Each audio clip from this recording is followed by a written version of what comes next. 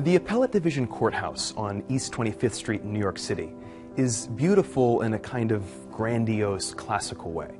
One of the art pieces that was placed on the top of it in 1902 was a depiction of 10 lawgivers representing a variety of world cultures.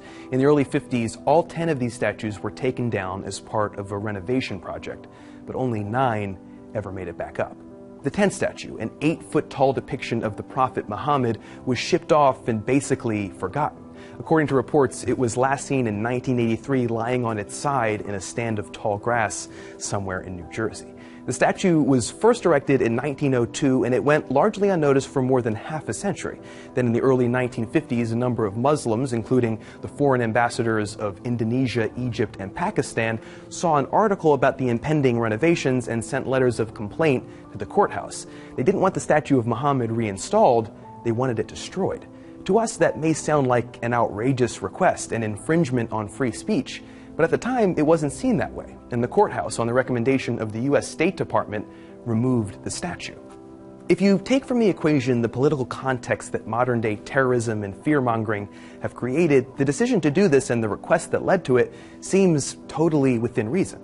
Let me explain. The statues of the 10 lawgivers included those important cultural figures, Moses, Confucius, and the Prophet Muhammad, among others, to express an idea. The idea that humanity over thousands of years has evolved from lawlessness to order, from ignorance to understanding. The statues were meant to represent the grander view that we, the people of Earth, are getting better, that we're getting more compassionate. In that respect, removing the statue of the Prophet Muhammad not only makes sense, it's proof of the idea that the initial piece of art was created to represent. It shows that we can be more compassionate to each other, that we can have a broader understanding of other people and other cultures. Which is a good story, but it's a story that's not finished yet. According to reports, the offensive statue in question wasn't actually destroyed like the embassies had requested. Instead, it was put in a crate and trucked off to a stone company in Newark, New Jersey, then ostensibly lost outside of supposedly being seen in that field at one time in 1983.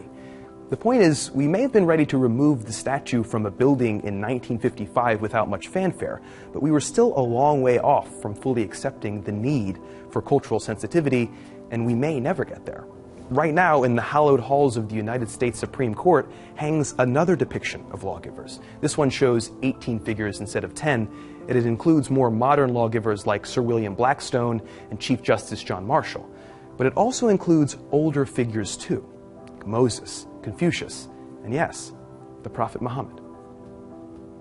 To see our video on Pakistan's plan to arm their school teachers, click here now. The school